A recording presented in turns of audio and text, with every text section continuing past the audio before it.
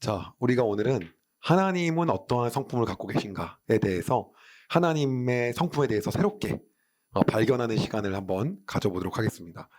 하나님이 우리에게 갖고 계시는 성품을 정말로 여러 성품과 마음이 있으세요. 그런데 하나님의 성품 중에 이러한 성품이 있어요. 어떤 거냐면 우리가 절망 가운데 있을 때 하나님께서 나타내시길 원하는 성품이 있어요. 우리가 절망 가운데 힘들어할 때, 고난 가운데 휩쓸어할 때 하나님은 이러한 마음을 갖고 우리에게 접근하시는 분이에요. 오늘 그 하나님을 우리가 한번 보려고 합니다. 시기는요, 기원전 605년 여호야김 왕 때 바벨론에 의해서 남유다가 1차 포로로 끌려간 것에 이어 기원전 597년도에 여호야긴 왕 때 에스겔을 포함한 많은 장인들과 용사들과 내시들 그리고 왕의 어머니까지 포함하여 여호야긴까지 함께 바벨로니아로 끌려간 상태였습니다. 그리고 이 시점부터는 성경은요, 사실은요, 시점이 두 시점으로 조명이 됩니다. 한 곳은요, 남유다에서 계속해서 항복해야 된다고 쏟아붓고 마지막까지 돌이켜야 된다는 예레미야. 그리고 바벨론 포로 지역도 이쯤 비춥니다. 거기서 어떻게 하면 거기서 또 남유다를 향해 쏴요. 항복해! 막 이렇게. 지금 항복할 때야! 누군지 아세요? 그 선지자가 바로 에스겔이에요. 그래서 에스겔하고 예레미야가 함께 활동을 합니다. 언제요? 이 마지막 때. 그러면서 여기는 어디에서요? 바벨론에서요. 여기는 어디에서요? 남유다에서 같이 얘기를 합니다. 그래서 원래는요, 이것도 같이 읽어줘야 좋습니다. 그럼 이렇게 같이 있다가 성경이 다 엉킬까봐 제가 예레미야까지는 끊고 그 다음 다시 에스겔로 가겠습니다. 아시겠죠? 원래는 여기도 상황이 같은 시대예요. 그렇게 참고로 알아주시고 예레미야에 좀 더 집중해서 한번 가보도록 하겠습니다. 예레미야는 이제 이렇게 바벨론 포로로 많이 끌려간 사람들을 향해서 외치고 편지를 쓰고 이야기를 합니다. 그들에 대하여 하나님의 마음을 가지고 하나님께서 주신 말씀으로 편지로 써서 보낸 내용을 한번 보도록 하겠습니다. 예레미야 29장 4절에서 7절이에요. 만군의 여호와 이스라엘의 하나님께서 예루살렘에서 바벨론으로 쫓아버린 모든 백성에게 이렇게 말씀하셨다. 너희는 집을 짓고 그 땅에 머물러 살아라. 과수원도 짓고 거기에서 자라나는 열매를 먹어라. 결혼하여 아들, 딸을 낳고 너희 아들들도 장가가게 하고 너희 딸들도 시집가게 해서 그곳에서 아들, 딸 낳게 하여라. 너희는 그곳에서 자녀들을 많이 낳아 너희 수가 줄어들지 않게 하여라. 그리고 내가 너희를 쫓아보낸 그 성에 평안이 임하도록 기도하고 너희가 살고 있는 성을 위해 여호와께 기도하여라. 그 성이 평안해야 너희도 평안할 것이다. 뭐라고 합니까? 전혀 말이 안 된 얘기를 해요. 바벨론에 끌려가서 지금 억울해 죽겠는데 거기서 집도 짓고 과수원도 하고 뭐예요? 열매도 맺고 결혼도 하고 다 시집장가 보내고 살아나는 거예요. 얼마나 싫겠어요. 그리고 기도하래요. 거기가 평안해야 너네도 평안하다고요. 그게 하나님의 하신 말씀이에요. 그런데 당시에 뜨고 있는 예언자들이 있었어요. 너무 예레미야 얘기 어떻습니까? 최악이죠. 재수없죠. 그런데 뜨는 예언자들은 뭐라고 얘기하냐? 걱정하지 말아라. 그거 다 거짓말이다. 너네 2년 내에 다 돌아온다. 집 짓고 말도 안 되는 소리 하지 말아라. 너네 다 돌아온다. 걱정하지 말아라. 이렇게 얘기한 선지자들이 당시에 굉장히 많이 있었어요. 그래서요, 하나님은 오히려 예레미야를 통해서 뭐라고 하냐면 절대로 짧은 기간 동안에 못 들어오니까 너네 70년 걸릴 거니까 거기서 그냥 오래 살아야 된다라고 계속해서 이야기합니다. 선동되면 안 된다. 절대 그들의 말에 넘어가면 안 된다. 라고 예레미야가 얘기해요. 예레미야 29장 8절에서 14절이에요. 만군의 여호와 이스라엘의 하나님께서 이렇게 말씀하셨다. 너희 가운데 있는 예언자들과 점쟁이들에게 속지 마라. 그들의 꿈 이야기도 귀 기울이지 마라. 나는 그들을 보내지 않았는데 그들은 내 이름으로 너희에게 거짓 예언을 하고 있다. 나 여호와의 말이다. 여호와께서 이렇게 말씀하셨다. 70년 동안은 바벨로니아가 강한 나라가 될 것이다. 그 기간이 지난 뒤에 내가 너희를 찾아가 예루살렘으로 데려오겠다고 한 내 약속을 지키겠다. 너희를 위해 세운 나의 계획을 내가 알고 있으니 내가 너희에게 재앙이 아닌 희망이 넘치는 미래를 주려 한다. 너희가 내 이름을 부르고 내게 와서 기도하면 내가 너희에게 기도를 들어주겠다. 너희가 온전한 마음으로 나를 찾으면 나를 만날 것이다. 내가 너희를 만나주겠다. 나 여호와의 말이다. 그리고 내가 너희를 포로 상태에서 풀어주겠다. 너희를 쫓아보낸 세상의 모든 나라에서 너희를 모아 다시 이곳으로 데려오겠다. 나 여호와의 말이다. 뭐예요? 바로 이거예요. 그러니까 뭐예요? 그냥 거기서 살으라고 하는 거예요. 그리고 기도하고 찾으면 내가 너희 기도를 들어주고 응답할 거다.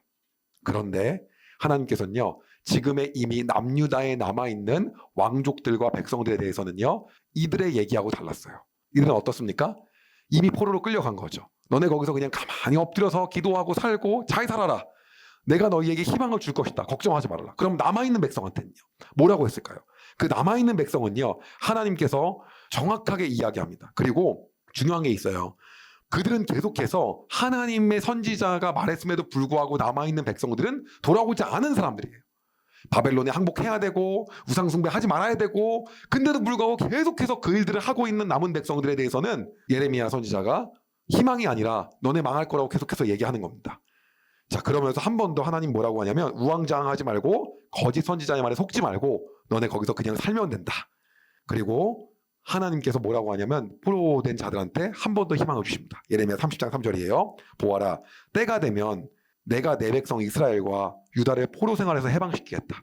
내가 그들의 조상에게 준 땅으로 돌아오게 할 것이니 내 백성이 그 땅을 다시 차지할 것이다. 나 여호와의 말이다. 내가 하나님이면 좀 이것도 고통 좀 당한 다음에 말할 것 같다. 간지 얼마나 됐다고. 그렇지 않습니까? 근데 하나님 또 이렇게 말씀하세요. 예레미야 30장 8절에서 9절이에요. 만군의 여호와께서 이렇게 말씀하셨다. 그날이 오면 내가 그들의 목에서 멍에를 꺾어버리고 그들을 묶은 사슬을 끊어버리겠다. 앞으로는 다른 나라 백성이 내 백성을 노예로 만들지 못할 것이다. 그들은 그들의 하나님 나 여호와를 섬기고 내가 그들에게 보내줄 그들의 왕 다윗을 섬길 것이다. 그리고 이렇게 말씀하십니다. 예레미야 30장 11절이에요. 나 여호와가 말한다. 내가 너와 함께하며 너를 구원하겠다. 내가 너를 여러 나라로 흩어버렸지만 이제 그 나라들을 완전히 멸망시키겠다. 그러나 너만은 내가 멸망시키지 않겠다. 내가 너를 공정하게 심판하겠으며 너는 심판을 피하지 못할 것이다. 그럼에도 불구하고 그 안에서 너는 감사의 노래를 부를 거라고 얘기합니다. 예레미야 30장 19절이에요.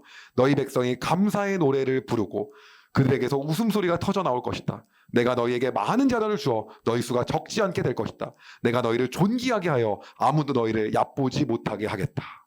그러면서 모든 것이 회복될 거라고 하는 비전과 미래와 희망을 주십니다. 예레미야 31장 1절이에요. 나 여호와가 말한다. 그날이 오면 내가 모든 이스라엘 가족의 하나님이 되고 그들은 내 백성이 될 것이다.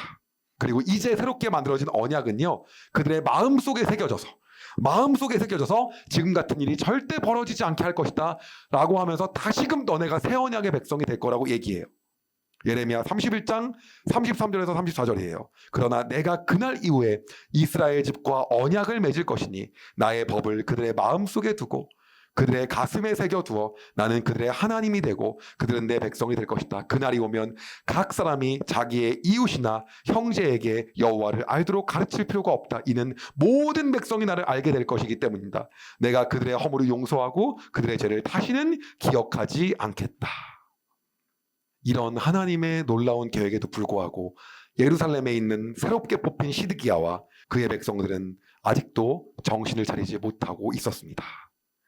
더 놀라운 것은 시드기야 집권이 지나자 시드기야 또한 아래에 있는 세력들에 의해서 이렇게 바벨론에게 완전 끌려당하다가는 아무것도 못하게 생긴 거예요. 그렇기 때문에 다시 친이집트 노선으로 또 슬슬 돌아서려고 합니다. 어떻게든 이거는 견딜 수가 없는 거죠. 예레미야의 말이 더 맞다라는 걸 인증하는 건 더 말이 안 돼. 그렇기 때문에 더더욱 갈 수가 없는 거예요. 그래서요, 인간의 생각을 가지고 시드기야는 놀라운 계략을 짭니다. 에돔과 모함과 암몬과 두롬이 시돈 사람과 그리고 이집트까지 포함하여 반바벨로니아 연합 전선을 구축합니다. 예레미야가 아무리 바벨론에게 너네는 망하게 될 것이고 망한 다음에 하나님이 새 희망을 갖고 돌아올 거라고 얘기함에도 불구하고 여전히 생각은 완고하고 돌이키려고 하지 않습니다. 하나님께서는 남유다 백성에게 이제 마지막 심판 때 그들을 세우게 하려고 하고 있습니다. 그리고 하나님께서는 그곳에서 다시 희망을 싹트이고 계셨어요. 우리 하나님은 어떤 분이시냐? 하나님은요, 우리가 절망 가운데 있을 때, 우리가 희망이 없는 곳 가운데 있을 때 희망을 주시는 분이 우리 하나님이라는 거예요. 우리가 절망 가운데 있을 때 앞이 보이지 않는 상황이 있어요. 근데 그러나 중요한 건 뭐냐면요, 우리가 해야 될 게 있어요. 어떤 겁니까? 포로로 잡혀가야 돼요. 항복해야 됩니다. 거기서 70년간 살아야 됩니다. 거기서 농사도 짓고 시집도 보내고 열심히 살아야 돼요. 그거는 어떤 거 해야 되는 거예요. 근데 우리는 뭐예요? 하나님 해주십시오 하면서 시드기야의 지금 머릿속에 생각은 뭔지 아십니까? 히스기야예요. 아수르를 한 방에 물리쳤던 그 하나님이 다시 나타나셔서 저렇게 바벨론을 싹 쓸어버리는 놀라운 일이 우리에게도 일어나지 않을까 혹시나 하나님만 의지하며 이사야 선지자 때처럼 그런 놀라운 일이 일어나지 않을까. 그러다 분명히 얘기하는 거예요. 뭐라고요? 너네 끌려가야 된다. 그러니까 예레미야가 얼마나 매국노예요. 예, 하나님 믿으라고 선포해야 되는데 그게 아닙니까? 절망 속에서 우리 하나님은 어떤 분이에요? 희망을 주시는 분이에요. 소망을요. 그러다 뭐예요? 포로로 끌려가야 돼요. 재앙을 받을 거는 받고 고난을 받을 건 받고, 그리고 그 안에서 하나님이 새 희망을 주시겠다는 거예요. 여러분, 우리 하나님은요, 우리가 아무것도 희망이 없어 보일 때, 그냥 다 모든 것이 절망처럼 보일 때, 그때 새로운 희망을 갖게 하십니다. 그게 하나님이에요. 우리가 결단해야 될 것들이 되게 많이 있죠. 그러나 그 결단하면서 찹찹한 상황 속에서 하나님은 새 일을 행하시는 분이고, 그리고 우리가 생각하는 것을 뛰어넘어 역사하시는 분입니다. 인간의 힘으로 아둥바둥 할 때 무언가가 일어나는 게 아니라 다 내려놓고 포로로 끌려가는 게 얼마나 다 버리는 거예요. 왜 시드기야가 포로로 못 끌려갈까요? 자존심이요. 이런 생각도 있어요. 혹시 내가 여기서 포로로 끌려간다고 우리 항복한다 그러면 유다 백성이 나를 돌로 치지 않을까? 왜? 내가 항복한 왕이 되니까. 역사에 항복한 왕의 오점으로 남기지 않을까? 우리의 자존심과 상황이 우리를 하나님 앞에 순종하지 못하게 해요. 그러나 그것마저 내려놓을 때 하나님이 그 안에서 우리에게 희망과 소망을 주시는 분이라는 거. 오늘 예레미야는 우리에게 이 부분을 정확하게 이야기하고 있습니다. 같이 기도할까요? 하나님, 우리에게는 죽을 것 같은 기간이었지만 70년 동안 예루살렘을 안식시킨 후에 그들을 다시 데려오게 하여 진짜 하나님의 백성이 되게끔 만들고 싶었던 하나님의 진짜 마음을 오늘 우리가 보았습니다. 하나님, 우리가 하나님의 그 마음을 헤아리길 소망합니다. 아무리 절망과 낙심 가운데 있더라도 우리에게 새 희망을 주시는 하나님을 기대하며 살기를 원합니다. 하나님, 우리가 뻗팅기고 뻗대고 포로로 안 끌려가겠다고 하는 것이 아니라 모든 걸 내려놓고 하나님께 순종했을 때 절망 속에 있어서 아무것도 하지 못하지만 그 가운데 서도 자존심을 내려놓고 모든 것들을 내려놓고 하나님께 더 완전히 순종할 때, 그때 우리에게 희망을 주시는 하나님을 발견하는 삶을 살 수 있도록 주님 우리에게 인도하시고 동일하게 오늘도 우리에게 역사하여 주시옵소서. 하나님, 이 영상을 보는 많은 힘든 지체들이 있습니다. 절망과 낭만과 낙심 가운데 아무것도 움직일 수 없는 상황에 있는 많은 지체들이 있습니다. 하나님, 그때 믿음으로 자신의 있는 것까지도 내려놓고 바벨론 포로로 끌려가라고 명령하신 하나님의 말씀에 순종하여 하나님 모든 것들을 하나님 앞에 내려놓는 용기를 허락하여 주시옵소서. 그리고 그때 비로소 역사하시는 하나님을 볼 수 있는 은혜 또한 허락하여 주시옵소서. 오늘도 동일하게 역사하시는 주님을 찬양하며 살아계신 예수 그리스도의 이름으로 기도드립니다. 아멘. 여러분, 은혜 많이 받으셨나요? 이 영상을 통해 더 많은 사람들에게 하나님의 은혜를 공유하길 원하신다면 여러분의 구독과 좋아요가 꼭 필요합니다. 오늘도 여러분의 삶에 하나님의 은혜가 가득하길 진심으로 소망합니다.